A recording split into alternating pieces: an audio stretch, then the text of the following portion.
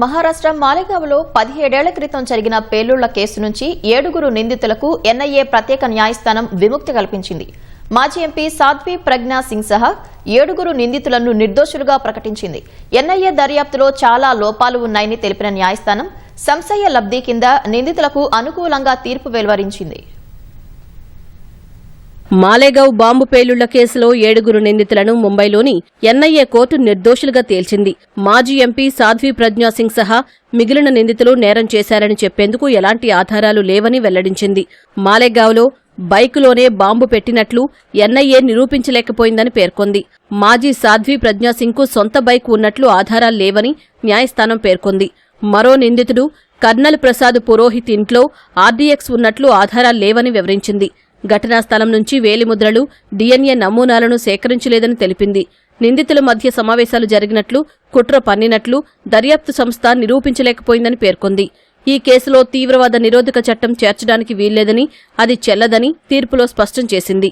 పేలుళ్లలో ఆత్మీయులను కోల్పోయిన బాధిత కుటుంబాలకు 2 లక్షల రూపాయలు, గాయపడిన వారికి 50,000 చొప్పున అందించాలని మహారాష్ట్ర ప్రభుత్వాన్ని ఆదేశించింది.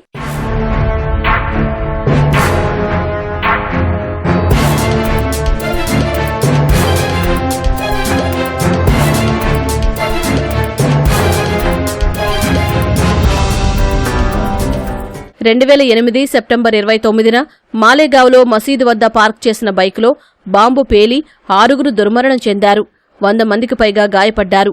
ఈ కేసులో బీజేపీ నాయకురాలు, మాజీ MP Pragya Singh Thakur, lieutenant colonel Prasad Purohit, retired major Ramesh ఉపాధ్యాయ, అజయ్ రాహిర్కర్, సుధాకర్ ద్వివేది, సుధాకర్ చతుర్వేది, సమీర్ కులకర్ణి నిందితులుగా ఉన్నారు. 17 సంవత్సరాల తర్వాత ఈ కేసులో తీర్పు వెలువరించిన ఎన్ఐఏ ప్రత్యేక కోర్టు నిందితులందరినీ నిర్దోషులుగా ప్రకటించింది. ఈ కేసులో 2018లో ప్రారంభమైన విచారణ 2025 ఏప్రిల్ 19న ముగియగా ఆ రోజే తీర్పును రిజర్వ్ చేసిన న్యాయస్థానం నేడు వెలువరించింది.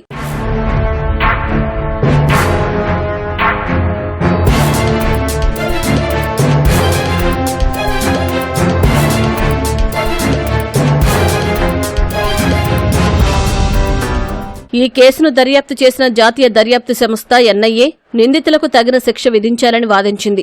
ముస్లిం జనాభా గణనీయంగా ఉన్న మాలేగావ్లో ఈ పేలుడు ద్వారా ముస్లిం సమాజంలోని ఒక వర్గాన్ని భయభ్రాంతులకు గురిచేయడానికి ప్రయత్నించారని ఎన్ఐఏ ఆరోపించింది.